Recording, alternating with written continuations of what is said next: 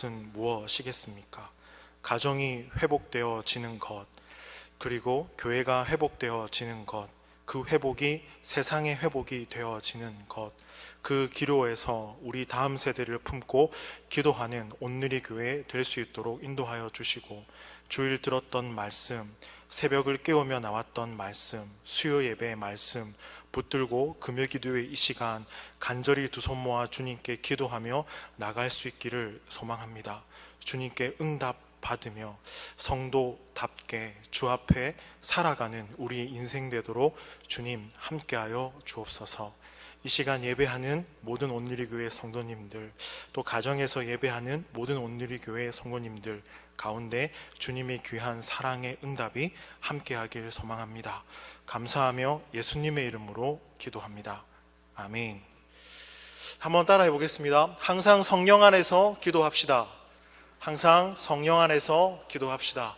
네, 그렇게 기도하는 저와 여러분의 인생 되기를 소망합니다. 네, 오늘 누가복음 22장 31절에서 34절 말씀을 가지고 더 깊어지게 하소서, 더 깊어지게 하소서라는 제목으로 말씀을 전하겠습니다. 제가 상의가 좀 어떤 분이 작아 보이셨는지 앞에 단추를 한번 잠궈보세요 목사님 하더라고요. 그래서 제가 놀리시는 거죠. 그러면서 배에 힘을 주고 단추를 잠궜습니다. 그랬더니 배가 살이 많이 찌신 건 아니네요 그러시더라고요.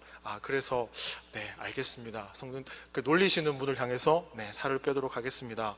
그렇게 얘기를 했는데요, 앞에서 좀 작아 보일지라도 여기에 주목하지 마시고 말씀에 주목하는 저와 여러분의 인생이 되길 소망합니다. 아멘. 네, 아멘 소리 너무 크십니다. 네. 자, 오늘 본문의 배경은 유월절입니다. 유월절은요, 잘 아시는 것처럼 애굽에서의 해방을 기념하는 축제입니다. 유월절이 되면 이스라엘 백성들은 독특한 식사를 하게 되는데요, 예수님과 제자들도 여느 때와 다름없이 마찬가지로 유월절 식사를 나눕니다. 신약에 보면 종종 먹는 이야기가 등장하곤 하는데요, 먹는 것은요 우리에게도 일상입니다. 평범하고 친숙한 일상입니다. 즉 예수님은요 이 사람들의 일상 속으로 들어가셨습니다. 일상 속에 들어가셔서 사람들을 만나고 대화하고 음식을 함께 나누고 함께 또 웃으시고 또 그렇게 하면서 눈물을 흘리기도 하셨습니다. 예수님은 사람들의 일상으로 들어가셔서 그 평범한 자리를 뭔가 의미 있는 자리, 특별한 자리로 만드셨습니다. 왜 그렇습니까? 주님이 계시기 때문에 주님이 계시는 일상은요 특별한 자리, 의미 있는 자리로 다가오기 때문입니다. 오늘 누가복음 22장에 있는 이 식사를요 혹자는 이렇게 부릅니다. 최후의 만찬이다. 같은 말이지만 죽기 직전에 하는 말은요 똑같은 말이지만 그 깊이와 무게가 다릅니다. 그래서 우리는 이 죽기 직전에 하는 말을 무엇이라고 합니까? 유언이라고 하죠. 같은 식사지만 죽음을 앞둔 식사, 마지막 유월절 식사를 누군가는 최후의 만찬이라고 이야기하는 거, 그래서 이런 의미에서 이야기하지 않겠습니까?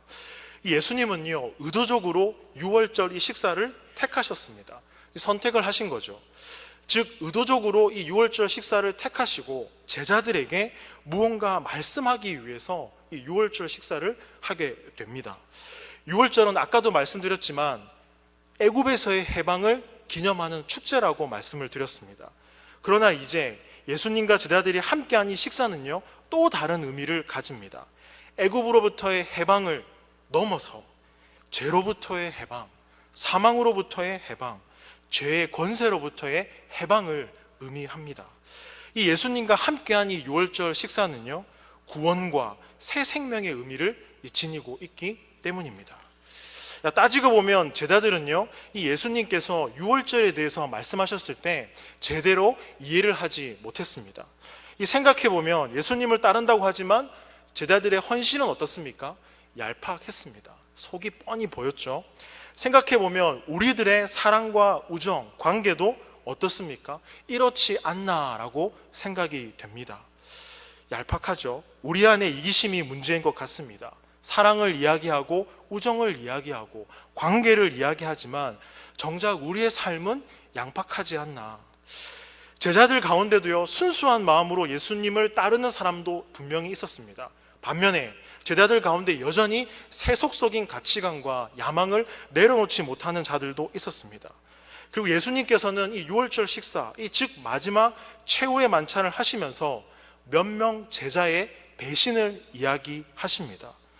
예수님은요, 이 배신을 이야기한다는 것은 예수님은 제자들의 인간적인 연약함, 두려움, 흔들리는 마음을 너무나 잘 알고 있었다라는 것을 우리는 알 수가 있습니다. 저와 여러분도 예외는 아닙니다. 저희 안에 있는 연약한 이 두려움, 흔들리는 마음, 주님은요, 너무나 잘 알고 계십니다. 오늘 함께 읽지는 않았지만 마태복음 26장 그리고 마가복음 14장에 가면 재미있는 대화가 나옵니다. 최후의 만찬 때 12명의 제자들과 함께 예수님께서 식탁에 앉으시고 이제 카메라가 예수님을 딱 비춥니다. 예수님 이렇게 얘기하시죠. 너희 중에 한 사람이 나를 팔 것이다. 카메라가 제자들을 한번 확 이렇게 훑어 지나갑니다. 나는 아닙니다. 나는 아닙니다, 주님. 누가복음은요, 이 부분을 이렇게 표현합니다. 누가복음 22장 23절 말씀, 우리 한번 읽어보겠습니다. 누가복음 22장 23절 말씀, 시작. 서로 묻되 우리 중에서 이 일을 행할 자가 누구일까 하더라. 예수님께서 즐거운 식사 자리에서 제자들의 배신을 언급하자 이 식사 자리가 어떻게 되겠습니까? 아수라장이 되겠죠. 그리고 너도 나도 막 이야기를 하겠죠. 저는 아니에요. 주님, 저는 아니에요. 그러면서 각자 자신의 충성심을 과시할 겁니다. 혹 나는 아니지요 라고 하면서 서로를 바라보면서 의심하지 않겠습니까? 누구야? 그 파는 그 사람이 누구야? 예수님을 팔려고 하는 걸까? 도대체 누굴 걸까? 예수님을 향한 충성심과 서로를 향한 의심의 이 사이에서 우리는 묘한 감정을 보게 됩니다. 즉 이기심이죠. 즉 제자들은 충성심을 과시하면서 서로를 의심하면서 경쟁했습니다. 그리고 성경은 다투었다라고 기록합니다. 누가복음 22장 24절 말씀 한번 읽어보겠습니다. 시작. 또 그들 사이에 그중 누가 크냐 하는 다툼이 난지라. 마지막 때에 제자들은 싸우고 다퉜습니다. 그것도 식사하는 자리에서요. 자기 안에 있는 자기 중심성, 이기심 때문에 다투고 싸운 것이죠. 다툰 이유가 뭡니까? 누가 더 크냐라는 것입니다. 누가 더 연장자냐. 여러분 다툴 때 갈등이 고조되면 이런 말 쓰죠. 너 몇 살이야? 너 몇 회 졸업생이야? 라고 이렇게 나이도 묻기도 하죠. 제자들은 왜 이리 싸웠을까요? 주님이 마지막을 이야기하고 있는데 유언과도 같은 마지막 이야기를 주님이 식사 자리에서 하고 있는데 제자들은 왜 이렇게 싸울 수밖에 없었을까요? 이 생각해봐도 서열 정리가 되지 않아서 그런 건 아닌가, 좀 그렇게 생각이 되어집니다. 나이로 정하든지 힘으로 정하든지 지혜로 정하든지 서로 만만하고 해볼만 하니까 싸운 거 아니겠습니까? 저의 청소년 시절 25년 전을 돌아보면요, 세월이 많이 지났네요. 신학기가 되면 꼭 반에서 서열을 정했습니다. 누가 우리 반에 이거냐. 학교에서도 그랬고요. 군대를 가도 서열이 있습니다. 이병, 일병, 상병, 병장. 직장을 가도 상사가 있고요. 이렇게 서열해지는 순기능들이 있습니다. 그런데 이제 예수님은요, 이 제자들이 사랑의 공동체, 섬김의 공동체가 되기를 바라셨습니다. 그런데 성숙하지 못한 제자들은 서로 시기하고 다투고 경쟁하고 싸웠습니다. 왜 그렇게 싸웠을까요? 우리 안에 있는 연약함 때문에, 그 열등감 때문에 싸웠습니다.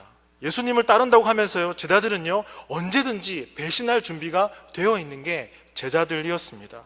사랑과 섬김이라는 이유로 모이기는 했지만 여전히 다투고 경쟁하는 제자들의 모습을 우리는 보게 됩니다.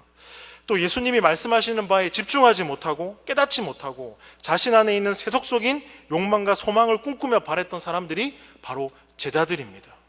자기를 부인하는 것, 그리고 십자가를 지는 것에 관심이 전혀 없었습니다.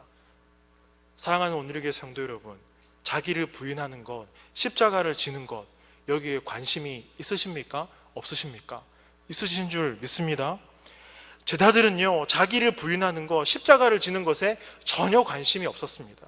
이것이 그 당시 제자들의 수준이고 영적인 실력이었습니다. 그렇지 않아도 수준이 떨어지는데요, 여기에다가 사단의 시험까지 오게 됩니다. 누가복음 22장 31절 말씀 다 같이 한번 읽어보겠습니다. 시몬아, 시몬아, 보라, 사탄이 너희를 밀가 부르듯 하려고 요구하였으나. 사탄이 흔들려고 했던 사람은요, 베드로 한 사람이 아니었습니다. 제자들 모두입니다. 너희를 밀가 부르듯 하려고, 즉 모든 제자들을 흔들어 보려고 합니다. 사탄은 그런 존재죠. 또 이 땅을 살아가는 성도들을 흔드는 존재가 사탄입니다. 너희를 밀가 부르듯 하려고 요구하였으나, 이런 의미죠. 성경은 영적인 또 다른 존재가 있다고 얘기하는데요, 그것은 사탄입니다. 사탄은 고발하는 자입니다. 사탄은 늘 우리를 정죄합니다. 고발하고 비난하고 무너뜨리려고 하고 두렵게 하고 우리의 죄와 허물을 폭로합니다. 양심의 가책을 느끼게 하죠. 그래서 하나님 앞에 나가는 것을 주저하게 합니다. 그것이 바로 사탄이 하는 역할입니다. 그런데 예수님께서는 어떻게 하시겠다고 말씀합니까? 자, 누가복음 22장 32절 말씀 다 같이 한번 읽어보겠습니다. 그러나 내가 너를 위하여 내 믿음이 떨어지지 않기를 기도하였노니 너는 돌이킨 후에 내 형제를 굳게 하라. 사탄은요, 베드로의 연약함과 허물을 정죄합니다. 흔들고 넘어뜨리려고 하죠. 그런데 예수님은 어떻게 하십니까? 유혹 앞에 흔들리는 베드로를 위해서 기도하십니다. 즉 사탄은 정죄하죠. 현행범입니다. 죽어 마땅합니다. 이 사람은 그런 사람입니다. 그러나 동시에 주님은요, 아닙니다. 사랑하는 아버지의 자녀입니다. 내가 이를 위하여 피를 흘렸습니다 하고 주님은 기도하십니다. 예수님은 제자들과 베드로를 비롯해서 그들 모두가 배반할 것을 알고 계셨습니다. 즉 인간들의 연약함과 두려움, 흔들리는 마음을 잘 알고 계셨습니다. 그러나 우리가 오늘 말씀 속에서 깨닫게 되는 것은요, 사탄의 유혹보다 주님의 사랑과 기도가 더 힘이 있다는 것을 발견하게 됩니다. 주님의 사랑으로 인해서 넘어지고 흔들렸던 제자들이 다시 세움을 받게 되고 일어나게 되는 겁니다. 즉 주님의 사랑이 흔들렸던 제자들을 용서하고 용납합니다. 주님의 사랑이 사탄의 시험과 능력을 압도합니다. 주님의 기도가 흔들렸던 제자들을 다시 돌이키게 합니다. 제가 사탄이 하는 일이 무엇이라고 했습니까? 정죄하고 비난하고 고발하고 두렵게 하고 우리로 하여금 하나님 앞에 나가는 것을 주저하게 만드는 것이 사탄입니다. 그런데 예수님은요, 베드로의 현재 모습을 보지 않고 회복될 미래를 바라보셨습니다. 이것이 중요합니다. 우리 사랑하는 주님이 여전히 죄인인 우리를 바라보셨을 때 너 왜 그러니? 라고 바라보는 것이 아니라 회복될 미래를 바라보십니다. 그리고 베드로를 위해서 기도하신 주님께서 또 우리를 위하여 기도하십니다. 그렇다면요, 제가 두 가지 질문을 드리겠습니다. 베드로를 향한 모든 기도는 어디서부터 비롯되었습니까? 주님의 사랑입니다. 성도들을 향한 주님의 기도는요, 어디서부터 나오는 겁니까? 바로 주님의 깊은 사랑입니다. 저희 최근의 기도 제목이요, 오늘 설교 말씀의 제목처럼요, 오늘 제목이 제가 뭐라고 말씀드렸습니까? 더 까먹으셨습니까? 마음속으로 더 깊어지게 하소서. 주님, 저를 좀 더 깊어지게 해 주옵소서. 이것이 저의 기도 제목이었습니다. 코로나19 확진자가 우리나라에 1월 달에 이제 처음 나오게 되면서 2월 23일 이후로 예배를 드리기가 쉽지 않았습니다. 이 새벽 예배도 조율이 되고요, 오후 예배도 계속 못 드리게 되고 언제쯤 예배가 회복되고 되어질까. 또 그러한 가운데 두 선배님으로부터 카톡이 오게 되었는데요, 한 선배님의 카톡이 이렇게 왔습니다. 목사님, 제가 퀴즈를 좀 내고 싶은데요, 한번 맞춰보세요 라고 하더라고요. 한번 맞춰보십시오. 홍수가 왔을 때 노아와 가족들은 어디에 있었나요? 정답은 집에. 네. 새 천사가 아브라함을 방문하였을 때 그는 어디에 있었나요? 정답은 집에. 네. 두 천사가 소돔과 고모라에 왔을 때 룻은 어디에 있었나요? 정답은 집에. 이쯤 되면 힌트 다 드렸죠. 자, 네 번째 문제입니다. 천사가 이집트에 있는 맏아들들을 죽였을 때 이스라엘 백성들은 어디에 있었나요? 정답은 집에. 네. 자, 다섯 번째 문제입니다. 예수의 제자들이 성령을 받았을 때 어디에 있었나요? 정답은 집에. 왜 대답을 안 해주십니까? 저만 재밌나요? 자, 여섯 번째 문제. 아나니아가 바울을 보러 왔을 때 바울은 어디에 있었나요? 정답은 집에. 네. 7번, 우리는 코로나 바이러스로 어디에 있나요? 정답은 집에. 네. 8번째 문제, 여호와께서 10번째 재앙을 내리셨을 때 이스라엘 백성들은 어디에 있어야 한다고 했나요? 정답은 집에. 네. 그러면서 밑에 선배님이 순종은 우리를 보호합니다. 잠언 1장 33절 말씀, 오직 내 말을 듣는 자는 평안히 살며 재앙의 두려움이 없이 안전하리라. 목사님, 사회적 거리를 유지하며 집에 계세요 라고 이렇게 임주비 목사님이 베트남에서 저에게 이렇게 문자가 왔습니다. 내 말을 잘 듣는 자는 안전하게 살고 재앙을 무서워하는 일 없이 평온하게 지낼 것이다. 목사님 건강 잘 챙기세요. 이렇게 코로나19를 보내면서 그래, 사회적 거리 유지하는 거 참 중요하지, 이렇게 집에 있는 거 지켜가는 거 참 중요하다, 그런 생각을 하고 있는데요, 한 선배님이 또 문자가 오게 되어집니다.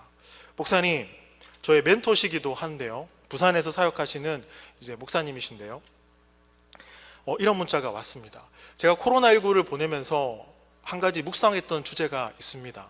그동안 사역의 즐거움이 얼마나 깊었는지, 감사하고 기뻤는지 깨닫게 되었습니다.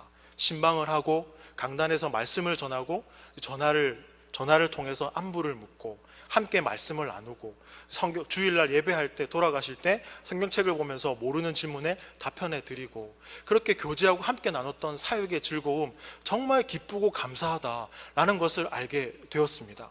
그런데 반면에 교제의 즐거움이 내 안에서 많이 사라진 것을 느꼈습니다. 주님과의 저와의 교제의 즐거움, 사역의 즐거움은 기쁘지만 목사로 살아가면서 주님과의 이 교제의 기쁨, 말씀이 주는 참 소망, 참 진리, 참 깨달음, 참 은혜, 내가 먼저 은혜 받고 이 말씀을 나누어야 되는데 은혜 받지 못한 상태로 사역의 즐거움이 심취해서 사역하는 이 모습을 바라볼 때 마음이 참 아팠습니다. 코로나19를 보내면서 나를 돌아보고 신앙을 돌아보고 목사의 삶을 돌아보고 주님 앞에 사역의 즐거움 이전에 교제의 즐거움을 회복하는 것, 이것이 내 안에 필요하다는 것을 다시 한번 깨닫게 됩니다. 우리 장 목사님, 함께 이 말을 좀 나누고 싶습니다. 장 목사님도 사역의 즐거움 가운데 있지 않고 먼저 교제의 즐거움 가운데로 들어갔으면 좋겠습니다. 그 톡을 딱 보고, 그래, 내가 집에 있으면서 역시 주님과 깊어지게 하소서, 주님 저를 좀 더 깊어지게 해주십시오, 이 제목이, 제 기도 제목이 제 마음 가운데 다가왔습니다. 그동안의 사역들, 온누리교회에서의 아이들과 함께한 사역들, 그리고 양산교구를 맡으면서 1월달 우리 양산교구 그리고 온누리교회 성모님들을 잘 섬기고 나가야 되는데 그 사역의 즐거움에 심취해서 주님과의 교제의 즐거움을 놓치고 내가 먼저 은혜 받지 못한 것들을 나누고 있진 않나, 그런 생각들이 들어서 주님, 저를 좀 주님과 깊어지는 관계 속으로 인도해 주십시오, 이런 기도 제목이 나오더라고요. 여러분, 온누리교회 1창 식당에 가면 정수기가 몇 대 있을까요? 모르세요? 정수기가 2대 있습니다. 그 2대의 물맛은 같을까요? 다를까요? 다릅니다. 하나는 알칼리 물입니다. 제가요, 설교를 준비하면서 맞습니다 주님, 물맛도 정수기에 따라 다르고 물이 어디서 펐는지에 따라서 물맛도 주님 다르고, 같은 말이라고 해도 깊은 말이 있고 울림이 있는 말이 있고 설레 있는 말이 있고 도전이 되는 말이 있고, 주님, 그리고 행동과 표정도 그렇지 않습니까 주님? 누군가의 미소는 그냥 일상의 흔한 미소지만 누군가의 미소는 한 사람의 영혼을 살리는 미소이지 않습니까? 나를 정말 위해 기도해 주고 함께 해주는 분이 이렇게 교회에서 만났을 때 잘하고 있지? 어깨 한번 탁 치는 것, 그것은 기도해 드리겠습니다라는 말보다 더 큰 위로가 되는 것 경험해 보지 않으셨습니까? 그리고 맛에도 깊이가 있지 않습니까? 맛에도요. 저희 장모님께서 1년에 2번 묵은지 등뼈찜을 만들어 주시거든요.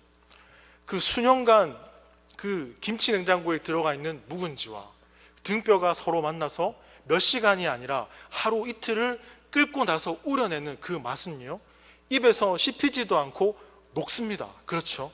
녹습니다.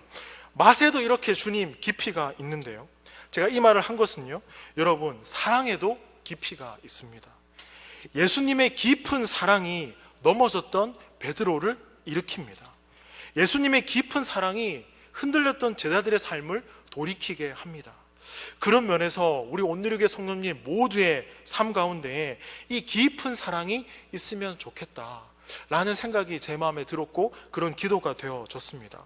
주님, 제가 주님과의 관계가 깊어지듯 주님과의 사랑도 깊어지고, 우리 온누리교회 성도님들 모두의 그런 관계 속에서, 주님과의 관계 속에서 이 깊은 사랑이 있기를 소망합니다. 기도가 되어지더라고요.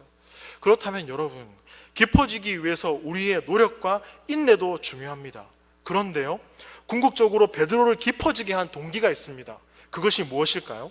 바로 예수님의 사랑이고 예수님의 기도입니다.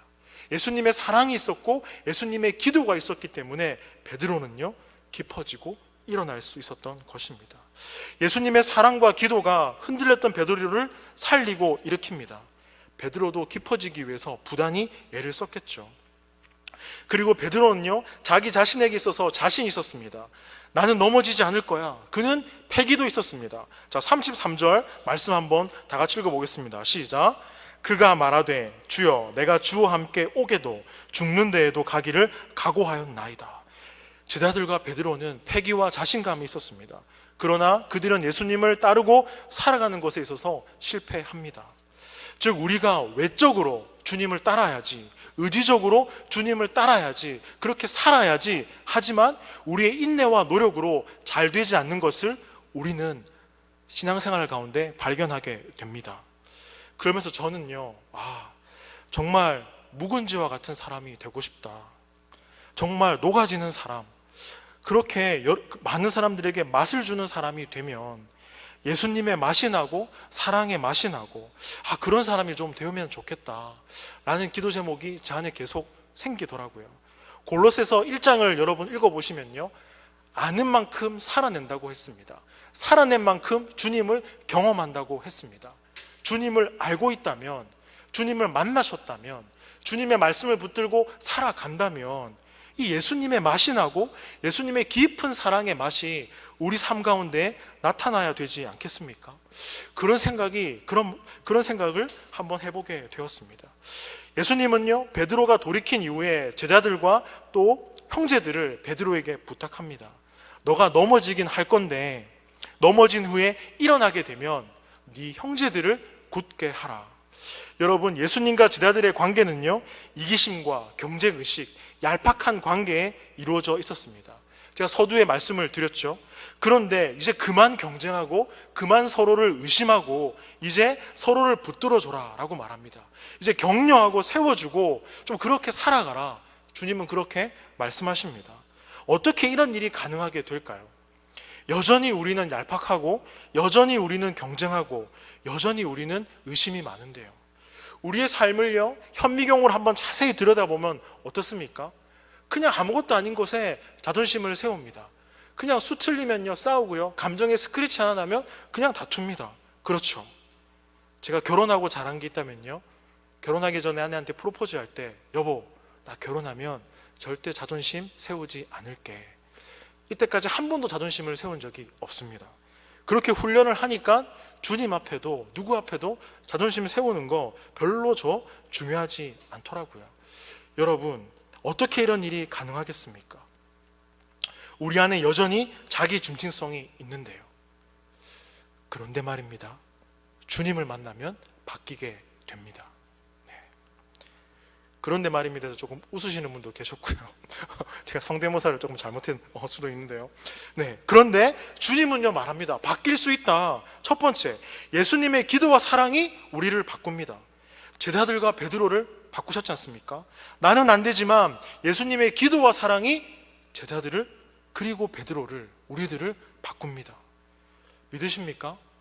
우리가 어떻게 형제를 굳게 할 수 있겠습니까? 깊어질 때 가능합니다. 우리의 사랑이 주님의 말씀 앞에 깊어질 때, 우리의 마음이 주님 앞에 깊어질 때, 여러분, 우리 가정에도 예수님의 사랑과 기도가 필요합니다. 코로나19로 인해서요, 4월 13일 기사를 보니까 이혼율이 높아지고 있다고 합니다. 오히려 코로나19 때문에 집에서 함께할 시간들이 많아지면 더 가정이 단단해지고 함께할 텐데, 오히려 반대로 부부가 함께할 시간이 많으니까 서로 다투고 힘들고 그런 마음에 성격 차이가 드러나게 되고 그러면서 이혼율이 높아져 가고 있다고 합니다. 그래서 우리 가정에도 예수님의 사랑과 기도가 필요합니다. 여러분의 가정에도 예수님의 기도와 사랑이 필요합니다. 우리 혼자선 할 수 없지 않습니까? 그렇죠? 주님께 기도하고 나가는 것. 우리 교회와 공동체도 마찬가지입니다. 예수님의 사랑과 기도가 필요합니다. 우리의 일상도, 누군가를 만나는 만남의 자리에도, 우리의 모든 관계에도 예수님의 기도와 사랑이 필요합니다. 그런데 사랑하는 온누리교회 성도 여러분, 얼마나 기도하고 계십니까? 여전히 여기에도 예수님의 사랑과 기도가 필요합니다. 예수님은 말씀하십니다. 베드로에게 너는 돌이킨 후에 너의 형제들을 굳게 하라. 여러분, 헬리나우네의 책 중에 상처 입은 치유자가 되어라 라는 책이 있습니다. 자기가 입은 상처로 다른 사람에게 생명을 주는 것, 상처 입은 치유자. 너는 넘어지고, 너는 깨지고, 너는 부서지고, 네 인생 가운데 수많은 상처를 네가 만나지만 그 모든 것 내가 다 안다. 너는 언젠가 그것을 딛고 일어나게 될 것이고, 그와 동일한 경험을 한 형제들이 있다면 더 아픈 그 마음으로 형제와 자매를 보듬어줘라. 그렇게 말씀하십니다. 제가 청년부를 처음 맡았을 때요, 사랑하는 제자가 한 명 있었습니다. 처음 청년부를 맡으니까 얼마나 설레이고 두근거렸겠습니까? 조현민이라는 청년이었고요. 이 청년은 뉴질랜드에서 공부를 했습니다. 그 뉴질랜드에서 공부하다가 저희의 첫 만남은 라면집이었습니다. 라면집에서 서로 라면을 먹으면서 서로 이야기를 하면서, 그때 제가 전도사였거든요. 20살에 이 친구를 만나게 되고, 이 친구가 뉴질랜드에서 학업을 이제 이어가다가 메일로, 카톡으로 이렇게 주고받고 있다가 이제 이 친구가 군대를 가게 됐습니다. 그래서 목사님, 전도사님, 이제 군대를 가게 돼서 한국에 들어갑니다. 한번 만날까요? 그래서 만나서 얘기하고 이 친구가 군에 입대를 하게 됩니다. 상병 때요, 뇌에 종양이 생겨서 이제 급하게 수술을 또 하게 됩니다. 그러면서 이제 의과사 전역을 하게 되더라고요. 이제 그렇게 수술하는 그 과정에서 저는 이제 신학대학원에 있었고, 이 친구는 이제 병원에 있었는데, 갑자기 병원 이름이 생각이 안 나는데요, 그 서울에 있는 한 병원에 있었는데요, 그래서 이제 한 번씩 만나고 이렇게 하다가 수술이 잘 되어서 퇴원하게 되고, 그리고 저도 이제 신학 수업을 마치고 이제 다시 또 부산에 내려가게 되고, 그렇게 또 만남이 계속 이루어졌거든요. 그런 와중에 이 친구가 그런 말을 하더라고요. 그런 와중에 이 친구가 재발을 하게 돼서 다시 또 힘든 시간을 또 보내게 됐거든요. 그럴 때마다 이 친구가 5, 6도 SK 거기 아파트에 살고 있었는데 20층, 좀 고층이었습니다. 전도사님, 한 번씩 이런 저를 바라볼 때마다 이 아파트에서 뛰어내리고 싶은 충동이 생깁니다. 정말 죽고 싶은 이 충동, 자살하고 싶은 충동, 어떻게 하지 못하고 이제 제 인생은 끝난 거 아니겠습니까? 어떻게 해야 될까요? 어떻게 해야 될까요? 그 말을 듣고 덜컥 겁이 나더라고요. 그러면서 제가 말씀드렸죠. 상처 입은 치유자가 되어라. 제 안에 그런 상처가 있습니다. 어떤 상처냐면요, 저희 가족 중에 한 분이 극단적인 선택으로 자살을 택하셨거든요. 그것을 제가 경험하게 되면서 그때 그 아픔이 생각이 났습니다. 내 상처를 보게 하고 주님께서 이 청년의 상처를 품게 하시는구나. 정말 꺼내기 싫었던 저의 상처였거든요. 그 상처를 주님이 보게 하시는데, 그래서 다시 그 청년에게 말을 이어갔죠. 눈앞에 보고 경험했던 것들 함께 나누고 이야기해 주었습니다. 그리고 다시 복음을 전하고 베드로를 일으킨 그 주님처럼 부인하고 부인한 그 자리에서도 다시 돌이키고 나았던 것처럼, 베드로에게 부탁하신 것처럼 내 형제를 굳건하게 해라. 이 말씀이 제 가운데 다가왔습니다. 주님이 이 형제를 저에게 부탁하셨구나. 예수님께서 넘어지고 깨지고 부서진 베드로를 일으킨 것처럼 주님이 나를 통해 이 청년을 일으키길 원하시는구나. 그 청년은 이제 재발을 하게 되었고, 그래서 수술 때 가기 전에 이제 마지막 가기 전에 기도를 제가 해 주었죠. 이 청년에게 우리 수술 잘 끝나고 등산도 가고 맛있는 것도 먹고 함께 하는 거야. 그렇게 기도해 줬는데요, 그게 마지막이었습니다. 그 청년은 23살의 짧은 생을 살고 부르심을 받고 떠나게 되었거든요. 그 친구가 늘 저에게 보내줬던 문자가 있습니다. 출애굽기 15장 26절 말씀이었는데요. 나는 너희를 치료하는 여호와임이라. 이 청년이 붙잡고 기도했던 기도의 제목이었습니다. 사랑하는 온누리 교회 성도 여러분, 주님은 이 땅에서 우리에게 복음이란 선물을 주셨을 때 우리의 형제 자매를 우리에게 맡겨 주셨습니다. 그 형제 자매가 가정이 될 수도 있고요, 다양합니다. 이 대한민국이 될 수도 있고요. 누구를 위해 품고 기도하고 계십니까? 그 바운더리가 좁은 건 아닌지 우리의 이 신앙을 한번 돌아보는 저와 여러분의 인생이 되기를 소망합니다. 예수님의 사랑과 기도로 베드로는요 일어서게 되고요, 우리 또한 예수님의 사랑과 기도로 일어설 수 있게 되었습니다. 또한 예수님의 사랑과 기도가 우리를 깊어지게 합니다. 이것이 제가 최근에 기도했던 기도의 제목입니다. 주님, 제 삶을 좀 더 깊어지게 인도하여 주옵소서.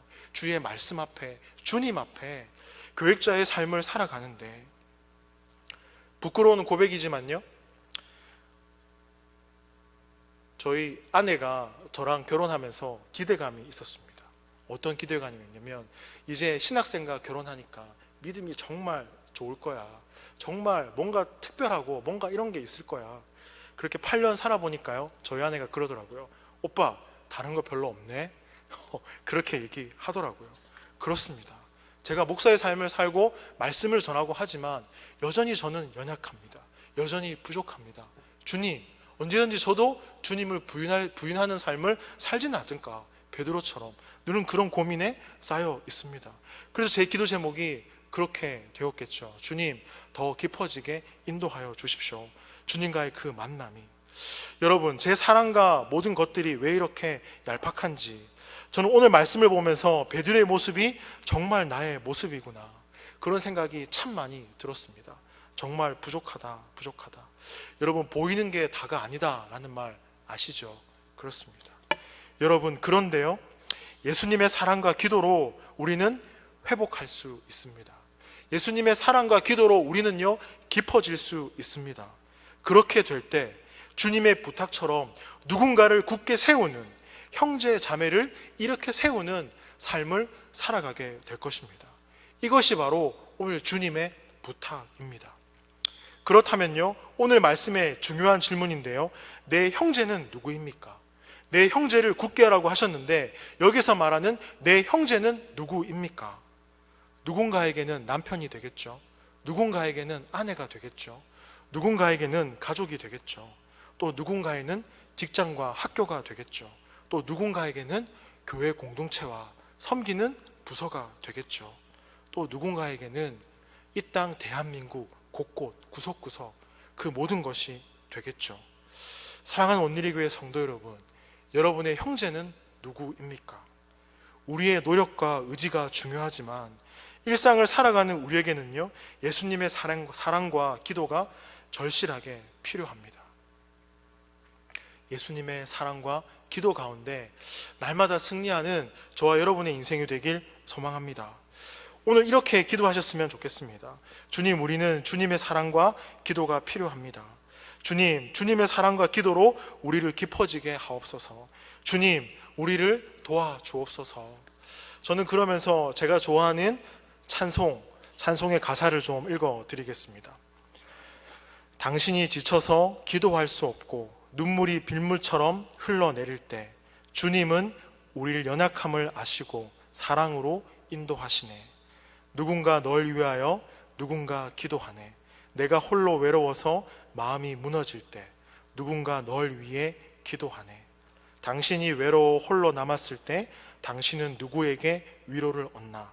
주님은 아시네 당신의 마음을, 그대 홀로 잊지 못함을. 누군가 널 위하여 누군가 기도하네. 내가 홀로 외로워서 마음이 무너질 때 누군가 널 위해 기도하네. 누군가 널 위하여 누군가 기도하네. 내가 홀로 외로워서 마음이 무너질 때 누군가 널 위해 기도하네. 사랑하는 온누리 교회 성도 여러분, 예수님이 기도하십니다. 예수님이 깊은 사랑과 그 마음으로 우리를 위해 기도하십니다. 그 사랑의 소리에 귀를 기울이시고 깊은 주님의 사랑을 경험하며 하루하루 복음의 참된 소망과 의미를 누리며 살아가는 저와 여러분의 인생이 되기를 소망합니다. 우리 이 말씀 기억하시면서요, 우리 다 같이 한 목소리로 기도했으면 좋겠습니다. 사랑하는 주님, 우리는 주님의 사랑과 기도가 필요합니다. 주님의 사랑과 기도로 우리를 깊어지게 하시고 주님, 우리를 도와주옵소서. 이 시간 두 손 모아 간절히 기도할 때 주님의 깊은 사랑을 깨닫게 하시고 나를 위해 십자가에 죽으시고 달리시고 나에게 구원을 선물로 주신 그 주님의 십자가의 사랑을 바라보며 다시 한번 감사하며 깊은 사랑의 자리로 나아갈 수 있도록 주님 함께하여 주옵소서. 우리의 삶에 주님의 사랑이 필요합니다. 우리의 삶에 주님의 기도가 필요합니다. 주님 함께하여 주시고 인도하여 주옵소서. 주의 사랑을 깨닫게 하시고 함께 나아갈 수 있도록 도와주옵소서. 이 시간 특별히 세 가지 기도 제목 가지고 기도했으면 좋겠습니다. 첫 번째 기도 제목은요, 이제 우리 예배가 회복되어지길 소망합니다. 말씀이 회복되어지길 소망합니다. 이 땅에 세우신 교회와 이 땅에 세우신 공동체 가운데 주님의 사랑과 말씀이 회복되어져서 우리가 다시 믿음으로 나아가며 코로나19를 보내며 힘든 가운데 있지만 믿음의 회복이 우리 가정과 교회와 우리 모든 이들에게 있을 수 있도록 우리 다 같이 한 목소리로 기도하겠습니다. 사랑하는 하나님, 감사합니다. 하나님 앞에 예배할 수 있다는 거 감사합니다. 이제 예배가 회복되어가는 과정 가운데 있습니다. 긴장을 늦추지 않게 하시고 하나님, 코로나19를 위해서도 기도하며 예배의 회복을 위해서도 기도하며 더 중요한 것은 가정의 예배가 회복되어지기를 소망합니다. 우리 한 사람 한 사람의 예배가 회복되어지길 소망합니다. 말씀 앞에 회복되어지고 우리의 신앙을 돌아보며 다시 한번 주님 앞에 나아갈 수 있도록 주님 인도하여 주시옵소서. 가정이 말씀 가운데 바로 설 수 있도록 인도하여 주시고 말씀 앞에 바로 선 가정 가운데 주님 회복을 주시옵고 예배가 가정에서 회복되어질 때 교회에서의 회복이 있어질 것이며 이 땅에 세우신 교회와 하나님 세상 가운데도 복음이 선포되며 나아갈 수 있을 것입니다. 다시 한번 말씀 앞에 우리의 신앙을 돌아보며 나아갈 수 있도록 주님 인도하여 주시고 회복되어지는 예배와 회복되어지는 다음 세대의 예배를 위해서 기도하며 나아갈 수 있도록 주님 인도하여 주시옵소서. 두 번째로 기도할 텐데요, 우리 셀을 위해서 기도해 주시고요, 우리 가정을 위해 기도해 주시고요, 그리고 우리 온누리 교회가 양산 이 지역 가운데 다음 세대를 살리는 교회, 복음과 선교하는 교회 될 수 있도록 우리 한 목소리로 다 같이 기도하겠습니다. 사랑하는 하나님, 우리 온누리 교회가 양산 이곳 가운데서 복음과 하나님의 말씀을 선포하는 교회 되게 하시고 선교하는 교회 되게 하시고 다음 세대를 살리는 교회 될 수 있도록 주님 인도하여 주옵소서. 특별히 다음 세대 컨퍼런스가 5월달에 있는 가운데 있습니다. 다음 세대를 세우는 것, 말씀 앞에 바르게 세우며 크리스찬 학교와 선교원과 414와 그리고 일단 유아부부터 대학부에 이르기까지 하나님 모든 부서 가운데 참 회복이 있을 수 있도록 인도하여 주시고 모든 선생님들이 깨어서 우리 아이들을 품고 기도할 수 있게 도와주시고 그 선생님들의 기도가 가정의 들림으로 인하여서 하나님 우리들의 부모님들께서 눈물로 기도하며 다음 세대를 살리며 회복시킬 수 있는 교회가 될 수 있도록 주님 인도하여 주시고 함께하여 주시옵소서. 그래서 다음 세대를 살리는 교회 되기를 소망합니다. 다음 세대를 살리는 교회 되어서 우리 오늘의 교회가 하나님의 귀한 쓰임을 받는 교회 될 수 있도록 인도하여 주시옵소서. 세 번째로 기도했으면 좋겠습니다. 주님의 깊은 사랑을 경험하며 주님의 그 기도에 감사하며 예수님을 깊이 만나는 우리 가정과 온누리 교회 모든 형제 자매님들 그리고 나에게 맡겨진 우리 형제 자매들을 굳건하게 세워갈 수 있는 인생이 되게 해달라고 우리 한 목소리로 다 같이 기도하겠습니다.